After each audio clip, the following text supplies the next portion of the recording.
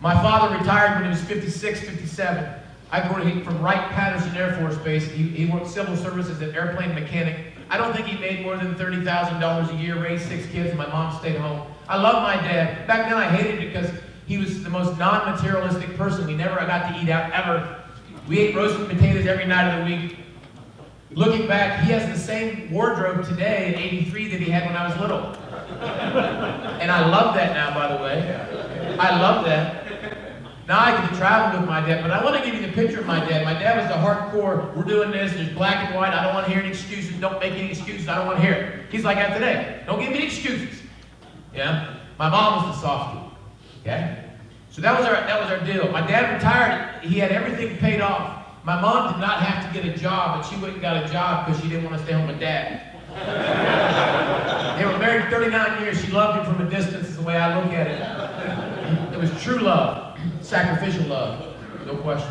When my dad retired, he had to wait 10 years for my mom to retire from her secretarial job so he could travel. We didn't grow up going to Clearwater Beach and fancy stuff like Walt Disney World. We went to local fishing. That's what I grew up doing, fishing. And I love it. But we didn't get to do what I call the fancy stuff. So my dad wanted to spend money. For my dad to spend money, you had no idea.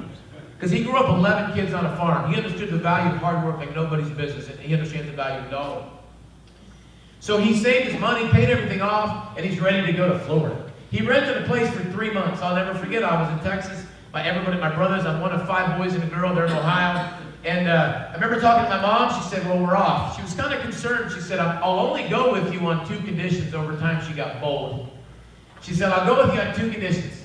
One is, you have to get a cell phone. For my dad to get a cell phone is like amazing.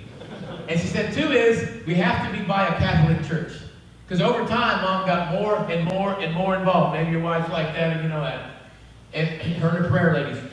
So my dad got a phone. While he was driving from Ohio down to Florida, I got a phone call from my brother Paul. Of course, you never forget these things. He said, Tim, he said, you need to get to Georgia immediately. He said, while they were driving, Mom had a massive heart attack. He said, she's in a coma. They don't think she's going to make it through the night.